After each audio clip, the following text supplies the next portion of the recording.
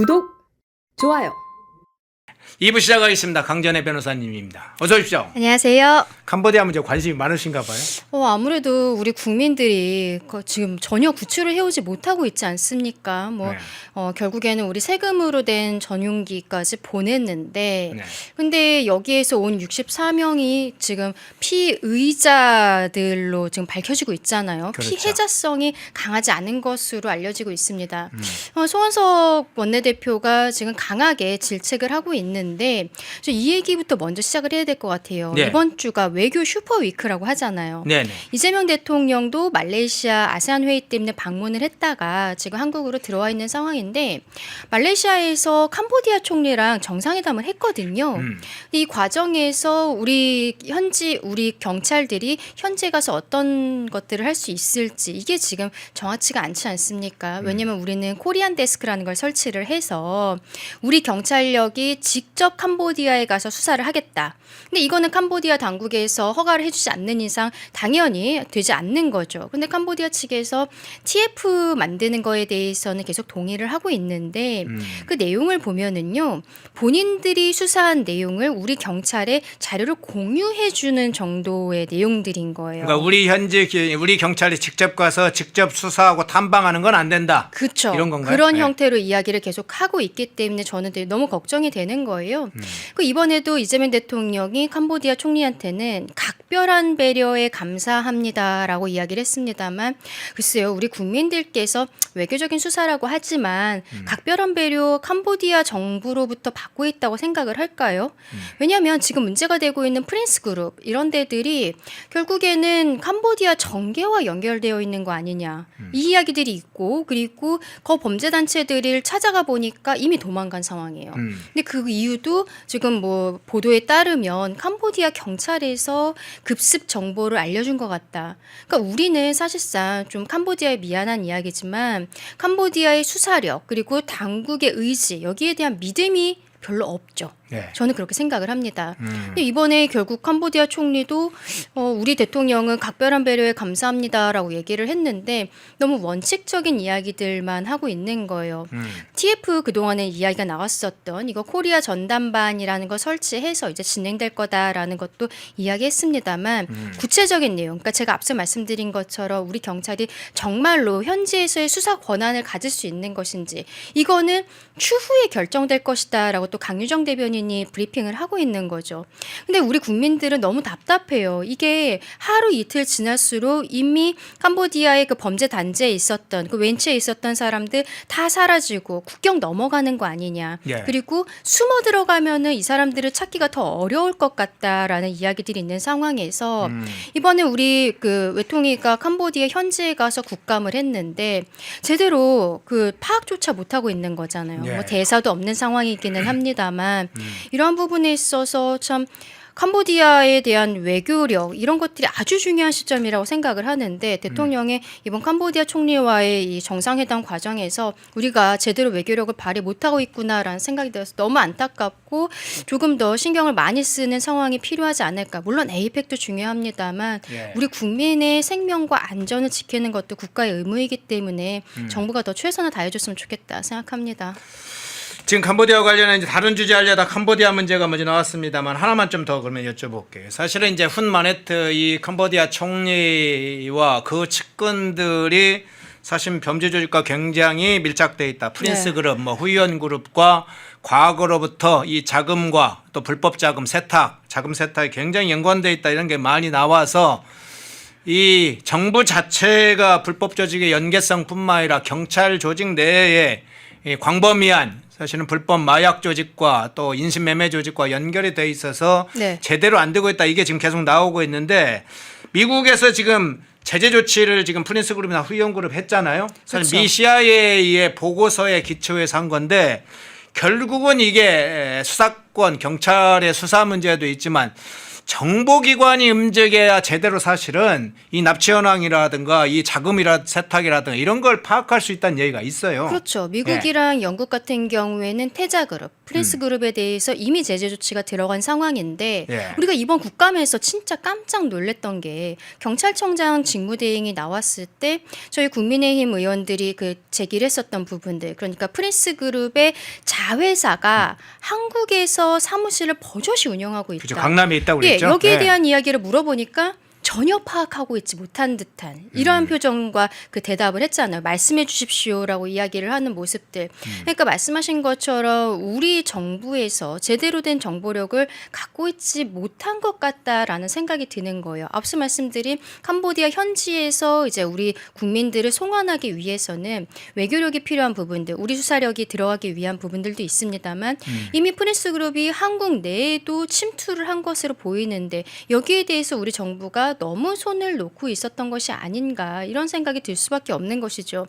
결국은 총체적 난국이라는 생각이 들 수밖에 없고 이 캄보디아 같은 경우에는 계속해서 한국에서 아직도 청년들이 뭐 출국을 하려는 과정들이 있기 때문에 지금 경찰이 인천공항에 나가 있는 상황이잖아요. 그래서 네네. 뭐 젊은 남자가 혼자서 캄보디아에 가겠다라고 하면은 뭐 말하자면은 신문 그 물어보는 이런 과정들을 거치는데 그때 결국 나가지 말라라고 하는 것도 강하게 제재 조치를 하는 게 아니라 결국 권유 수준인 거예요. 우리가 법적으로 이분이 출국하겠다고 할 때 못하게 할 수는 없는 거죠. 그래서 지금 캄보디아에 있는 범죄 단체들은 그냥 무시하고 나와라. 그런 이야기를 뭐 온라인상에다 올리고 계속적으로 지령처럼 내리고 이런 것들이 알려지고 있지 않습니까?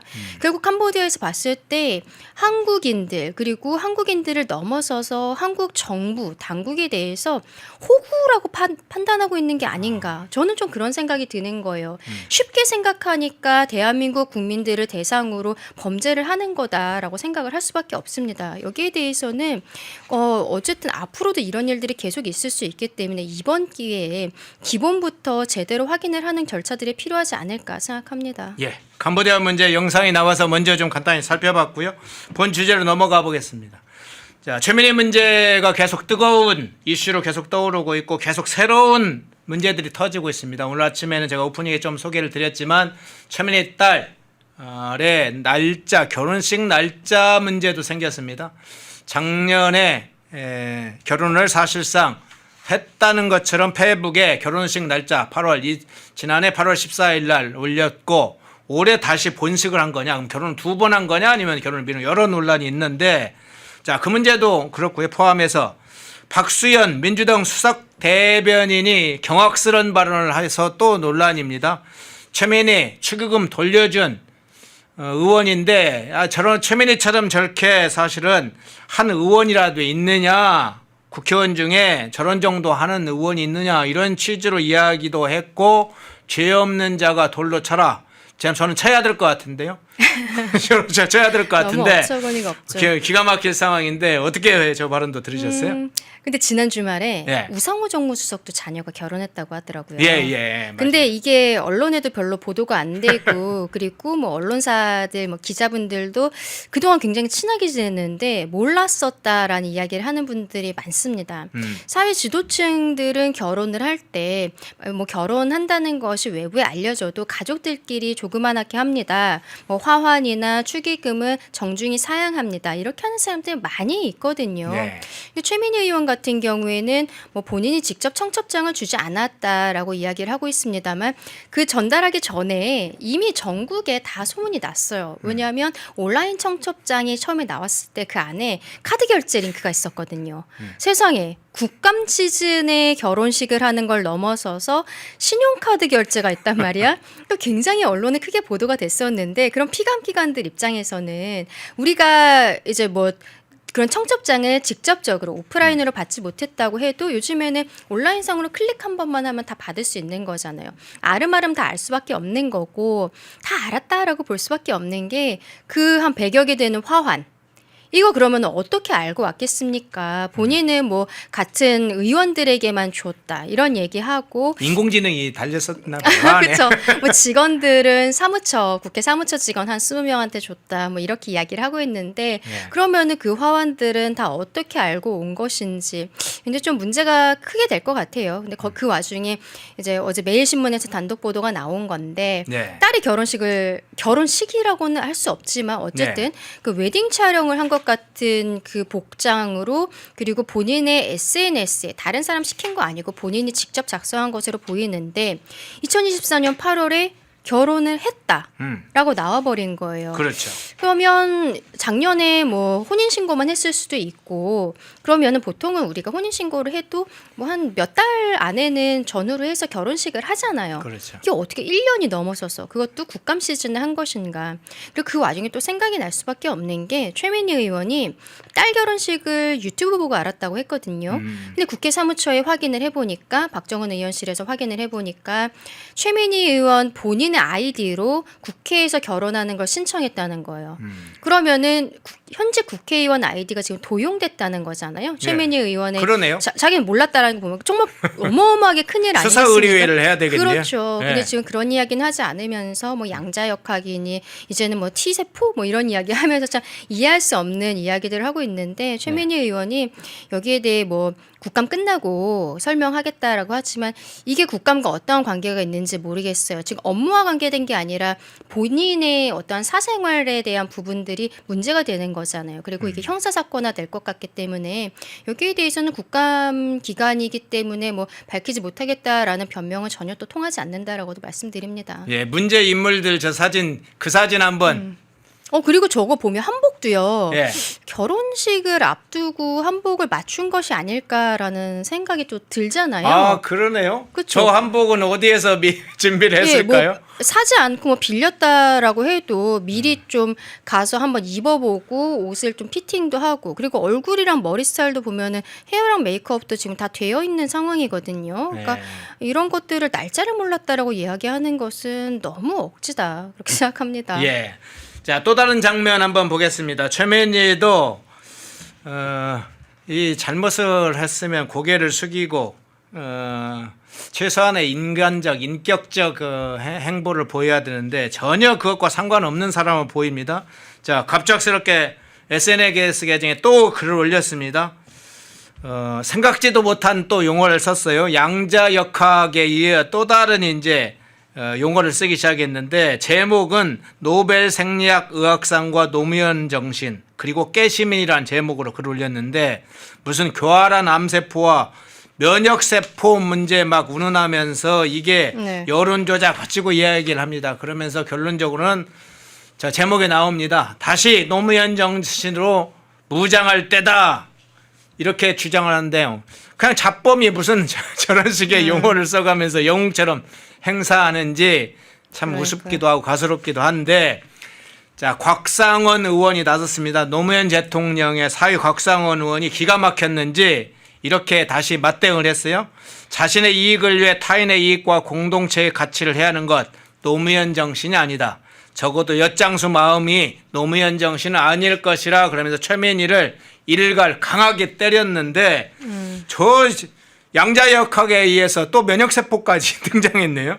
그러니까 공부하시는 거 좋아하시는 것 같아요. 아, 그래요? 그러면 다시 원외로 나가셔서 공부에 매진을 하시는 게 좋지 않을까라는 생각이 들고요. 적어도 과방위원장직은 내려놓고 본인 하고 싶으신 걸 했으면 좋겠다라고 생각합니다. 근데 요즘에 보면요. 곽상원 의원이 저는 네. 민주당 의원들 중에서 좀 눈에 띄는 것 같아요. 그래도 좀 합리적인 목소리들을 내고 있지 않나 싶은데 노무현 전 대통령의 사위로서 어쨌든 정계에 진출을 했고 지금 종로를 지역구로 하고 있어요. 초선 의원인데. 지금 저희 방송국이 있는 그렇죠. 여기죠. 근데 생각해 보면요, 네. 곽상원 의원이 종로의 지역구 같은 경우에는 왜 대통령 나오는 자리, 굉장히 옛날에 뭐 그랬죠. 정치 1번지 이런 이야기가 있어요. 그러면 다음번에도 종로에서 공천을 받을 수 있을 것인가? 사실은 조금 쉽지 않을 거라고 저 개인적으로 생각하는 부분들이 김어준을 있는데. 공격한 게 크죠. 그렇죠. 그런데 네. 그 와중에 이분이 어떻게 보면은 누가 당에서 어떤 권력을 가지고 있는가, 과거에 이재명 당대표, 지금 뭐 정청래 당대표 이런데 많이 휩쓸리지 않는 모습들을 보이거든요. 그러면서 얼마 전에는 말씀하신 김어준 씨 유튜브에 대해서 굉장히 큰 일가를 했었죠. 현직 의원들이 김어준 유튜브에 나가서 그렇게 굽신굽신한 모습에 대해서 굉장히 안타까운 목소리를 내기도 했고, 또 이번에도 최민희 의원이 이거는 뭐 물론 최민희 의원 측에서 노무현 대통령에 대해서 먼저 언급을 했으니까 참전을 안 할 수가 없었을 거겠지만 지금 이야기하는 게 노무현의 정치는 자신의 이익이 아니라 공동체의 이익을 우선한다. 현재 이익을 위해 선택하는 것이 아니라 우리 미래를 위한 가치를 향해 돌진한다. 이런 이야기를 하고 있어요. 그러니까 저는 이 부분이 민주당 의원들 그리고 민주당 개딸들이 좀 생각을 해봐야 되는 지점이 아닐까 싶습니다. 앞서 우리 박수현 수석 대변인의 발언을 보면, 우리는 취소하고요. 박수현 수석 대변인의 발언을 보면은 뭐 죄 없는 자 돌 던진다, 돌 던질 수 있다, 나도 못한다, 뭐 이런 이야기를 했잖아요. 죄 없는 자가 돌로 쳐라 이런 표현을 쓰고 있는데 이거 우리 국민들께서 얼마나 받아들이실 수 있을까요? 피감기관에게 뭐 100만 원씩 이렇게 그 축의금 형태지만 이걸 과연 축의금이라고 볼 수 있을지도 전 잘 모르겠습니다. 수금이라고 누가 걸더라고요. 예, 수금. 그러니까 그 와중에 딸 결혼 SNS가 8월에 작년 8월이었다는 걸 보면 부모 입장에서 그 동안에 다른 데다 줬던 축의금 사실 좀 뭐랄까요, 다시 받고 싶은 마음이 있을 수도 있는 거잖아요. 그런데 그것이 지금 1년이 넘어서 국감기간이다. 그거는 우리 아는 사람들끼리 서로 경조사에 부조하는 것을 넘어서서 피감기관들에 대한 압박을 위해서 날짜를 이렇게 잡은 게 아닌가 이런 생각들이 들고, 어쨌든 이 부분은 일단 뭐 과방위원장은 당연히 내려놔야 되는 거고 수사를 받아야 된다 말씀드립니다. 예. 노무현 정신이 뭐냐? 이것에 관해서 이제 질문하시는 분도 있고 따지는 분도 있네요. 그래요. 노무현 정신 문제가 뭔지 따져봐야죠. 노무현 정신이 그리고 어떻게 세상을 떠났는지도 봐야 되고, 노무현 전 대통령이 그 길을 제대로 살고 그 가족들이 제대로 살았는지는 별도로 또 봐야 되지만, 어쨌든 이 장면에서 최민희가 노무현 정신을 운운하는 것 자체가 너무 우습고 가소롭기 때문에 그 한번 다뤄봤고요. 제가 아까 자, 노무현 정신이라고 노무현 정치라고 말씀드린 거는 네. 이 사위인 곽상원 의원이 이야기한 부분을 제가 따서 말씀을 드린 그렇죠, 그렇죠. 거예요. 예. 그리고 이거 얘기한 김에 한 가지 더 말씀드리면은 네. 비슷한 판례가 있어요. 이렇게 공무원이 축의금 형태로 돈을 받은 게 뇌물죄에 해당한다라고 2013년에 우리 대법원에서 판결이 나온 게 있거든요.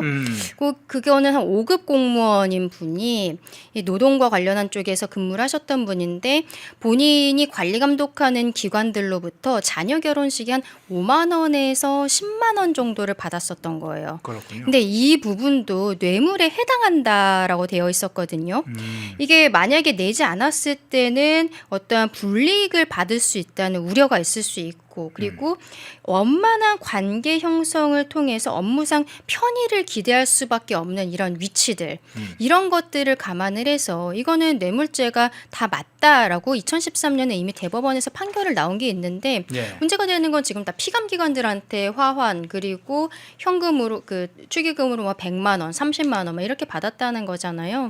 뭐 돌려주려고 보좌진한테 뭐 문자 메시지 보냈다라고도 이야기하고 있습니다만, 이거는 뇌물죄는 일단 받으면 성립이 되는 거고, 돌려주는 거는 나중에 뭐 형을 정할 때 장량 감경 사유 이렇게 좀 깎아줄 수 있는 이런 정도 사유밖에 되지 않아요. 그러니까 이러한 부분들도 뒤에서 사진 찍는 거를 최민희 의원이 저는 몰랐을 거라고 생각하지 않거든요. 그러니까 그런 거를 노림수가 있었던 게 아닌가. 이게 본인이 형사처벌을 받을 수가 있기 때문에 돌려준다는 것을 보이기 위해서 이 메시지를 일부러 드러낸 게 아닌가라는 생각도 합니다. 예. 뒤에서 잠깐 그러면 뇌물죄급을 한번 좀 추가해서 여쭤보는 걸로 하고, 자, 마침 국민권익위 국가인권위는 아니고요, 국민권익위에서 이 축의금 관련해서 조사를 한다 이런 게 지금 알려졌습니다. 국민권익위에 이 최민희 의원의 딸 축의금 그리고 화환 관련해서 이 화환을 받은 거, 축의금 받은 것에 대해서 지금 청탁금지법 위반 사건으로 2건이 신고가 접수됐다고 그래요. 네. 신고가 이제 접수가 됐으니까 신고를 접수한 권익위가 지금 조만간 조사에 본격적으로 나선다고 알려져 있는데, 권익위 법령이 있을 텐데 이게 제대로 처리가 될지 이 권익위 조사 어떤 차원에서 해석을 해야 될까요?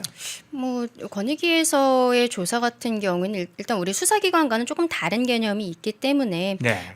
저희 국민의힘에서 뇌물죄 그리고 청탁금지법 위반으로 고발하는 부분들을 더 중점적으로 시청자분들께서 봐주시면 될 것 같지만 어쨌든 권익위가 그러면은 팔이 안으로 굽는가 이거를 우리 국민들 앞에 보여주는 이 기회는 될 거라고 생각을 해요. 얼마나 공정한 잣대로 최민희 의원에 대한 사건을 조사하고 처분할 것인가. 앞서 제가 말씀드린 이미 2013년에 판례가 있기 때문에 이거는 저 벗어나기 조금 어려운 거다라고 생각이 들거든요. 그리고 또 그 과정에서 보좌진들에 대한 갑질 논란도 지금 있는 거잖아요. 네네. 강선우 의원이 여가부 장관 후보자였을 때 집에 뭐 변기 고치도록 보좌진들에게 갑질을 했다라든지 뭐 쓰레기 버리게 했다라든지. 근데 이번에도 가족의 그 경조사 관련해서 돈을 받은 건데 이거를 반납하는 거를 보좌진들한테 시켰다는 것도 사람을 어떻게 보면은 뭐 공노비냐 이런 식으로 사람 쓰면 안 되는 부분에 있어서 도움을 받고 있었던 거잖아요. 이런 것들도 드러나서 전체적으로 상황을 한번 확인을 해야 될 것으로 보이는데 어쨌든 권익위 입장에서는 공식으로 접수된 사건이 지금 2개가 있다라고 알려지고 있어요. 언론에 네네. 보도가 되고 있기 때문에 언론에 보도가 된 이상 이 상황을 뭉개고 있기는 어려울 거라고 생각을 합니다. 그렇다면 아마도 신고한 사람에 대해서 보통 이런 거는 먼저 그 조사를 하거든요. 그리고 사실관계에 대해서 아마 의원실 측에다가 뭐 자료라든지 이런 것들을 받게 될 건데 그러면은 의원실에서는 돈 받은 부분을 돌려줬다라고 주장을 하겠죠. 근데 여기에 있어서 우리가 문자 메시지상에 있는 것들만 알게 된 거잖아요. 근데 과연 그만큼만 축의금이 들어왔을까? 국민들께서는 그것도 의아하신 거예요. 거기에 있는 리스트도 물론 많고 그리고 뭐 100만 원, 30만 원이라는 것도 우리가 사회상규보다 너무 높은 금액이라고 인정은 할 수 있겠습니다만 그 이상의 사람들이 있다는 거죠. 그러니까 이 부분에 대해서는 수사가 필요한 거예요. 왜냐하면 우리가 축의금은 현금으로 받잖아요. 그렇죠. 그리고 보통 그 써있는 봉투에다가 누가 주는지 쓰고 그리고 방명록에다 쓰잖아요. 그 방명록이랑 이 봉투가 없어졌다라고 하면 증거가 없는 거예요. 그렇기 때문에 여기에 대해서는 저는 빠르게 수사가 들어가야 된다고 생각하고 필요하다면 압수수색도 빨리 해야 된다고 생각을 합니다.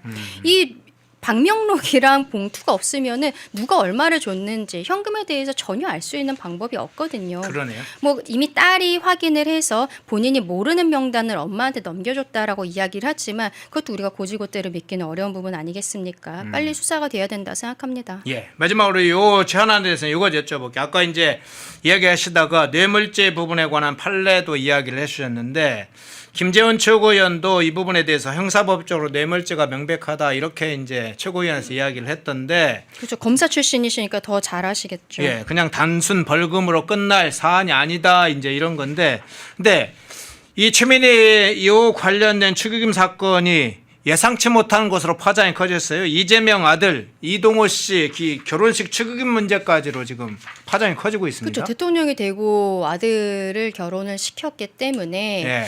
이 부분도 한번 확인해 봐야 되는 거 아니냐. 그래서 주진우 의원을 중심으로 해서 저희 당에서도 좀 큰 목소리들이 나가고 있습니다. 근데 사실 이거는 어떻게 보면은 지금 여당 측 인사, 대통령과 여당 측 인사들의 문제가 나오고 있는 거지만 이거는 정치권에서 한 번쯤 정리를 해야 되는 부분이 아닐까 싶어요. 지난번에도 김민석 총리 그 인사청문 과정에서도 재산의 숫자가 맞지 않는데 금액의 숫자가 맞지 않는데 거기에 대해서 국민들께서 의구심을 가지시니까 경조사로 받았던 돈들이다. 근데 뭐 국민적인 상식에 맞게 받았다라고 얘기하는데 억 단위로 받은 것으로 예상이 되거든요. 그게 우리 상식에 맞는 것인지 좀 이상한 거죠. 그리고 그렇다면은 그때 뭐 억 단위로 돈을 받았다면 최민희 의원이 이번에 받았다는 그 몇백만 원 뭐 이 정도 수준도 그러면 좀 뭔가 이상하다. 이 화환 온 숫자와도 좀 맞지 않을 것 같고 그러니까 전체적으로 이런 것들이 우리가 청탁금지법 그러니까 김영란법에서 규정하고 있는 한 5만 원 정도까지 가능하다는 거예요. 그 정도 수준에서 받는 것으로 정리를 하고 그리고 정치인들에 대한 경조사 비용에 대해서는 조금 더 투명화하는 제도를 만들어야 되는 게 아닐까라고도 생각합니다. 예. 최민희 관련 건 새로운 이슈와 함께 이야기를 해봤고요. 자, 부동산 문제 중에 또 새로운 이슈 문제를 한번 살펴보겠습니다. 부동산 대책 관련된 부분보다는 그 주변에서 발생하고 있는 장면들을 몇 개 살펴보겠습니다. 짧게 한번 좀 살펴볼게요. 먼저 이찬진 금감원장 또 논란의 중심으로 왔습니다. 자, 지난번 주택 두 채, 상가 두 채 보유하고 있는 문제, 그 이후에 돈이 300억 이상 있다고 하니까 논란이 됐었는데, 강남에 보유한 아파트 이 두 채 중에 한 채 자녀한테 양도하겠다 발표했다가 이야기를 했다가 문매를 맞았죠. 그랬다가 부동산에 매물로 내놨다고 했는데 이양수 의원이 그걸 찾아갔어요. 찾아가서 부동산 찾아가서 실제로 얼마로 내놨는가 봤더니 실거래가 플러스 알파, 그 알파가 얼마냐, 실거래가보다 높은 4억 원 정도를 높게 내놨다더라. 자, 이게 기가 차네요. 뭐 하자는 겁니까 지금?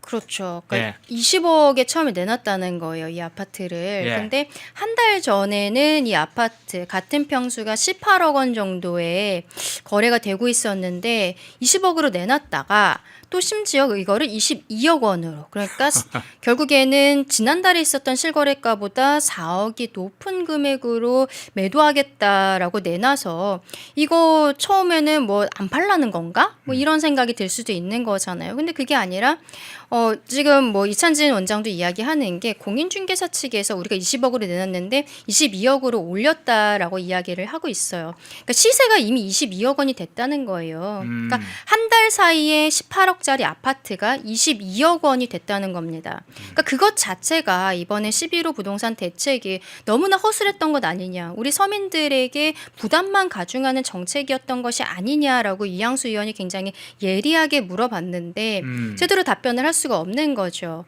본인이 이거를 지난달에 실거래가였던 18억 원으로 내놓은 것도 아니고 이제는 22억 원까지 해도 곧 팔릴 거라는 거잖아요. 이런 상황들은 글쎄요, 공직자로서의 자세 이런 것들을 넘어서서 일단 기본적으로 부동산 정책에 대해서 11호 정책에 대해서 우리 국민들께서 전혀 신뢰할 수 없는 거구나라는 생각이 강해질 수밖에 없는 하나의 또 사건이 아닌가 생각합니다. 정청래 문제도 한번 살펴볼게요. 그간의 정청래가 얼마나 포악스럽게 그간의 당을 운영하고 국회 법사위를 운영하는지 우리는 생생하게 기억하고 있습니다.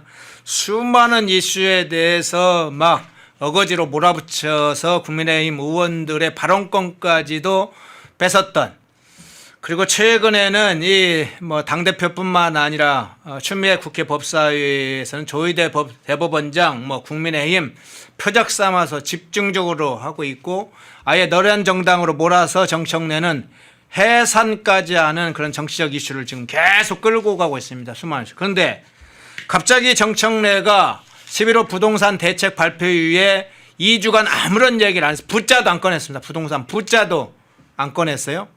그런데 에이펙 정상회의 있다고 그러면서 이게 정쟁하지 말자, 무정쟁 주간을 하자고 했어요. 그 부동산 문제는 놓기로 하고 좀 무정쟁 주간으로 좀 삼자에서 국민의힘에 제안을 했는데, 참 어처구니 없는 제안을 하긴 했는데 어떤 차원에서 일단 해석하십니까?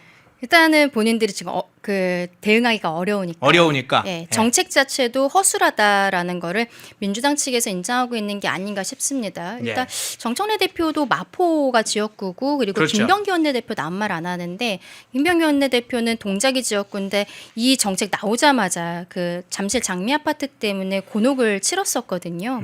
그러니까 당내 투톱이 부동산에 대해서 이야기를 하지 못하고 있다는 거는 정부에서 올해 안에 공급 대책을 내놓겠다라고 하고 있는데 믿기가 어렵다라는 생각을 갖고 있는 게 아닌가 싶어요. 그런데 그 와중에 김병기 원내대표뿐만이 아니라 복귀왕 의원의 15억 서민 아파트 발언이라든지, 그리고 사퇴한 이상경 전 차관의 갭 투자 논란, 그리고 사과를 유튜브로 2분 동안 하는 정말 신세대라고 해야 될까요? 저는 그런 거 처음 봤는데 그러니까 결국에는 질문 안 받겠다는 거잖아요. 대화할 필요도 없다. 이러한 모습들에 대한 국민적인 반감들, 이게 계속적으로 겹치다 보니까 아예 당 차원에서 대응을 하지 않는 게 낫겠다라고 판단한 것으로 보입니다.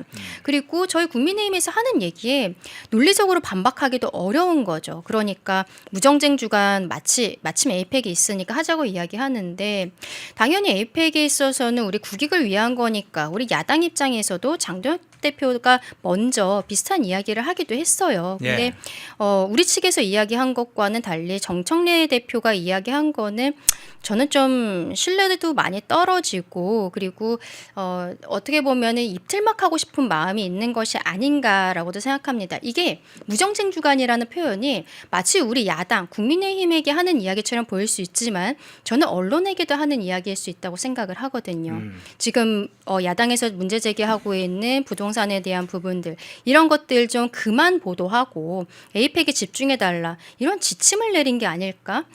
지금 민주당에서는 사법개혁, 검찰개혁과 더불어서 언론개혁도 하겠다라고 이야기를 하고 있기 때문에 언론사들도 긴장할 수밖에 없어요. 아니 뭐 최근에 MBC 보도본부장도 뭐 그렇게 퇴장시켜버리는 최민희 과방위원장의 모습도 있었잖아요. 네네. 그러니까 언론을 어떻게 보고 있는지 민주당에서 아주 본인들의 입맛에 맞는 데만, 그러니까 뭐 김어준 같은 데는 결국 대통령실 출입 기자단에도 들어가고 이런 초유의 사태들이 있지 않겠습니까? 정청래 대표가 결국에는 진정성이 없는 무정쟁 주간을 선언했다라고 생각합니다. 예. 자, 이 와중에 새로운 법안이 발의가 된 게 있습니다. 그거 한번 살펴볼까요? 자, 이 법안 9년 전세법이라는 게 새로운 법안이 발의가 됐어요. 문재인 정부 당시에 계약갱신 청구권이란 거 아마 기억할 겁니다. 그리고 전월세 뭐 상한제 이것도 기억하실 거예요. 전월세 상한제는 별도로 하고 계약갱신 청구권 이게 결과적으로는 서민을 보호하는 무주택자를 보호하는 게 아니라 이런 전세 제도가 오히려 전세 매물을 감소시키고 줄이고 막 마르게 하면서 굉장히 고통스럽게 했죠. 또 고가 월세를 가중시키는 악법으로 그렇게 평가받고 있는데 또 나왔어요. 이제는 더 확장판이 나왔습니다. 이제는 3+3+3으로 9년까지 이 전세 계약을 갱신할 수 있는 의무 조항까지 걸치는 이 임대차 보호법 개정안 새로 법안을 발의했는데 누가 발의했느냐? 사회민주당 한창민 대표가 발의를 했는데 여기에 민주당, 조국혁신당, 진보당 이 법여권 의원들이 공동 발의자로 다 참여를 했어요. 이게 중국식 부동산 사회주의다 이런 이제 평가까지 나오고 있는데 이 법안에 해양 문제 포함해서 어떻게 해석을 하세요? 그러니까요. 이게 지금 우리가 보통 전세 계약을 할 때 2년으로 계약을 하는데 그걸 3년으로 하고 그리고 그것을 한 번 연장하는 걸 넘어서서 2번 연장할 수 있게. 그러니까 3년 처음에 그리고 한 번 연장했을 때 3년, 두 번째 연장했을 때 3년. 그러니까 합쳐서 9년을 할 수 있도록 해주자라는 법안을 발의를 한 겁니다.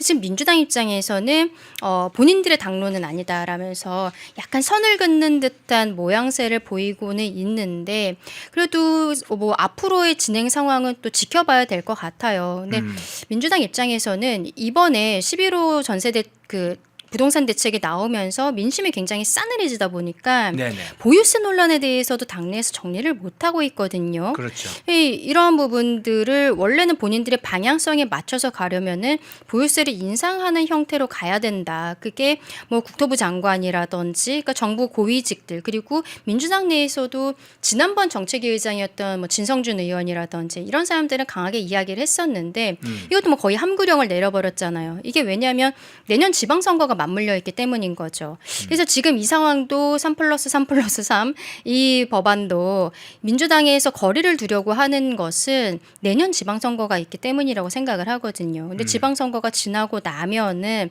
또 어떤 행동들을 할지 알 수 없는 상황이어서 뭐 민주당이 뭐 일단은 안 하겠다라고 얘기하고 실제로 진행하는 것들이 얼마나 많았었습니까? 이런 것들을 봤을 때는 성향상 저는 나중에 또 뭐 강성 지지층들을 위해서 진행할 가능성도 어느 정도 있지 않을까 굉장히 우려된다라고 말씀드리고 싶습니다. 예. 별도 현안 중에 이 현안 하나만 좀 여쭤보겠습니다. 재판 소원 문제 한번 좀 네네. 여쭤볼게요. 자, 현직 서울 고법 판사가 이 재판 소원 제도에 대해서 헌법 개정이 필요한 사안이다. 그냥 법률 개정으로 되는 게 아니다. 자, 그런 문제 제기를 했어요. 구체적으로 누가 얘기했냐? 안승훈이라는 서울고등법원 판사가 법원 내부 게시판에 올렸는데 법관에 의한 사법권 행사에 대한 심사와 재판 소원이란 제목으로 글 올렸는데 요지를 이렇습니다. 재판 소원 제도를 도입하는 것은 법률 개정 사항이 아니라 헌법 개정 사항이다 라고 지금 얘기했어요. 민주당에서 이거 그냥 법률 개정한다고 그리고 대통령이 그렇죠. 싸난다고 되는 게 아니다 이런 식의 이제 제안을 했네요. 왜냐하면 헌법에서 예. 헌법 101조에 사법권은 법관으로 구성된 법원에 속한다 이렇게 되어 있거든요. 근데 재판소원이라는 거를 헌법재판소에 이 기능을 두게 되면은 사법권이 법관으로 구성된 법원에 속하는데 이거를 헌법재판소에서 뒤집을 수 있다라는 거잖아요. 그렇기 때문에 헌법에 있어서 위반된다라고 이야기를 하는 겁니다. 그리고 이 안승훈 고법판사가 이야기하는 것 중에 좀 새겨들어야 될 부분이 뭐냐면은요. 예. 이게 만약에 법률 개정 사항이다라고 생각을 하게 되면은 지금 민주당에서 하는 것처럼 입법부, 그러니까 국회의 입맛에 맞게 이 법률을 지금 만들겠다는 거잖아요. 근데 또 나중에 폐지할 수도 있는 거예요. 어떻게 보면 재판 소원제도 네. 그냥 만들었다 폐지했다 그렇죠. 막 그런 법률로 거인가요? 지금 하겠다는 거예요, 민주당이. 네. 그러면은 법률이라는 것은 만들 수도 있습니다만 폐지하는 것도 당연히 가능한 거잖아요.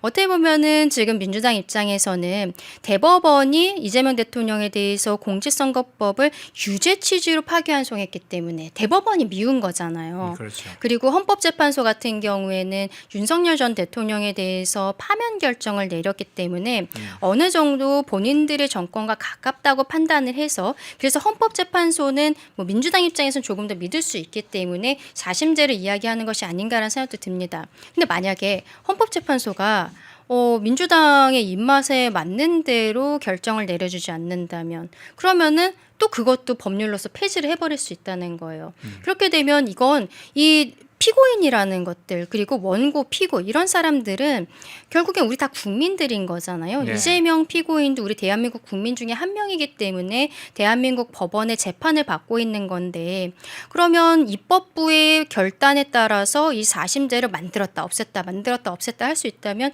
국민들은 얼마나 혼란스럽겠어요. 이런 것들도 고려를 해야 된다라고 안승훈 고법판사가 지금 이야기를 하고 있는 거거든요.